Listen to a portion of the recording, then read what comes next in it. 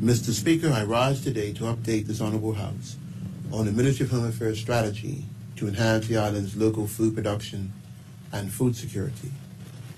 While the worst of the impacts of the pandemic, thankfully, recede in our rearview mirror, it has left us painfully aware of how much we rely on overseas exports. Not in recent memory has our local food security been of greater importance. Recent international events have shown that small island nations like Bermuda can be significantly impacted by supply chain issues as well as higher costs, quality, quantity, and availability of basic food products.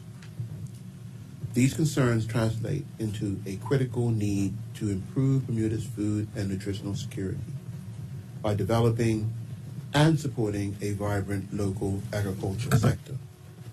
Recognizing that food security exists when all people, at all times, have physical, social, and economic access to sufficient, safe, and nutritious food which meets their dietary needs and food preferences for an active and healthy life. Mr. Speaker, this unprecedented situation really makes us appreciate our island. Not only are we one of the most beautiful places on earth, but the island can be bountiful too. I must commend our intrepid farmers as they tenaciously produce food for us, despite the ravages of hurricanes, droughts, pests, and unwanted attention of night farmers. They need all the assistance that they can, that we can give, so that they can keep doing what they do best. That said, we also need to attract new farmers to take up the challenge to ensure that the island has continued supply of good quality food and a low reliance on the need to import from overseas. Mr. Speaker, going forward, it is recognized that a comprehensive and strategic response to both challenges and opportunities is required in order to strengthen Bermuda's food and nutritional security resilience to natural and man-made shocks. Mr. Speaker, this initiative is so important to the government that the integrated agricultural strategy has now formed part of the government's economic development strategy. The IAS will assist with increased domestic food production and also aims to increase the agricultural sector's contribution to Bermuda's GDP. The general objectives of the strategy need to include the following: making inputs cheaper to assist in lowering the cost to produce good quality local food, help reduce preventable losses of locally produced food, provide good quality storage of produce, identify opportunities to enhance local production through the addition of new crops and technologies to grow these new crops and or existing crops more efficiently. Provide direct assistance to local farmers through advice, training, and services to improve output and reduce preventable losses of locally produced food. Explore means of making more land available for production and to use that which is in production more efficiently.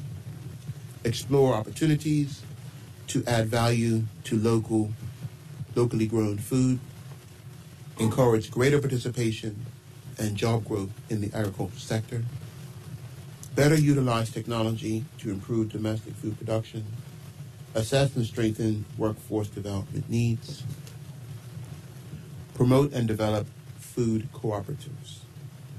Over the next year, we will endeavor to implement these objectives by developing an IAS that will contain key components, including the following strategies: a crop strategy a dairy strategy, a livestock poultry strategy, a honeybee and pollinator strategy, a fruit tree strategy, and aquaculture strategy. Mr. Speaker, at this time, both the crop strategy 2016 to 2021 and the draft dairy strategy 2013 are under review to better reflect the current needs since the onset of the COVID pandemic. This review is being undertaken by the Department of Environment and Natural Resources in consultation with the Board of Agriculture. Work is to begin on the livestock, poultry, honey, fruit tree, and aquaculture components. In the coming months, the department will undertake consultation with key government and industry stakeholders to gain their insight into what should be included in the strategies and how those recommendations should be prioritized.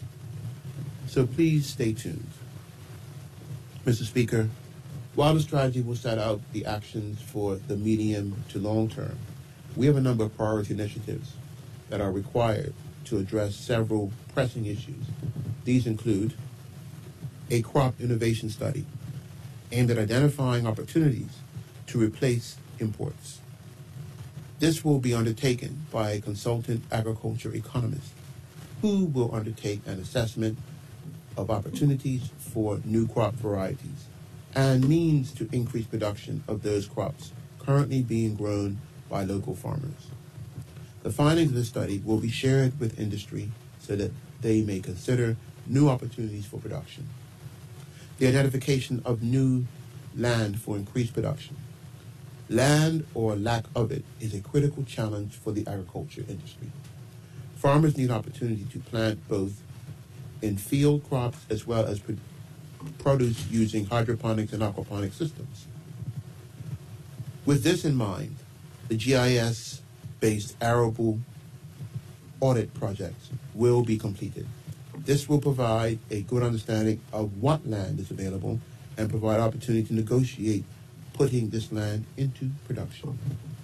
Introduce measures to curtail nighttime farming and selling of illegally harvested produce. Earlier, I referenced a problem that farmers are having with night farming. Produce being taken not for individual use, but on a commercial scale. I must reiterate again that the stealing from fields is an offense, and officers are ramping up their oversight of fields. Offenders will be prosecuted when caught. To help with this, we will fully implement the in-field camera monitoring program. A number of cameras are already operational, and we encourage all of our commercial farmers to contact the department to discuss with us their problem areas so that we may be able to assist in tackling this problem together. I would ask the public that if anyone who is not a farmer attempts to sell large amounts of produce to them, not to purchase this food. I would further encourage members of the public to please report any suspicious behavior to the Department of Environment and Natural Resources at environment@gov.bm or 236-4201. Farmers can report any incidents directly to the Bermuda Police Service by phoning 211. We will also address illegal selling of produce through the introduction of a registration of commercial farmers to properly identify commercial farmers who sell goods roadside and to strengthen the penalties for those who participate in night farming. This will require amendments to the Agriculture Act 1930. It is not intended that this be a cumbersome or costly for our farmers, but more a simple identification system similar to that used by the commercial fishermen. Mr. Speaker, we need to ensure that as we encourage more growing, that we have the infrastructure to store it optimally as possible and that it is made available to the public in the best quality as it can be. As such, we will develop, subject to budgetary approvals, a replacement agriculture service center to support increased local production, particularly storage of locally produced food. Lastly, but certainly not least, we will provide critical advice and direct support to farmers to assist with reducing preventable losses caused by disease and boost in field production. Industry has made this specific request to the government, and we have listened. We have recruited a seasoned consultant agronomist to provide direct support to farmers to assist with in-field disease identification and prevention, soil health and management, seed selection and assessment of crop seed varieties to produce the best yields, securing of materials and supplies for the agriculture industry, pesticide use and their application, development of industry and grading standards, and post-harvest handling and added value. I am pleased to say that the consultant agronomist, now Mr. Speaker, I just want to indicate, and I apologize for this, the gentleman's name is incorrect here. It should be Stuart Swanson. It is printed as Scott Swanson. I'm happy in my office to send you a corrected version, but just for the public and everybody's reading, that name should be actually Stuart, not Scott. Mr. Stuart Swanson will be starting with us as of the 1st of April, 2023. I have no doubt that this will be eagerly welcomed by the Farmers Association. Mr. Speaker, in the coming months, I look forward to coming before you and supporting and reporting on our progress of these very important initiatives. In closing, I would like to take this opportunity to encourage the public to buy local, support our farmers and fishermen, so that they can continue to provide for you. Thank you, Mr. Speaker.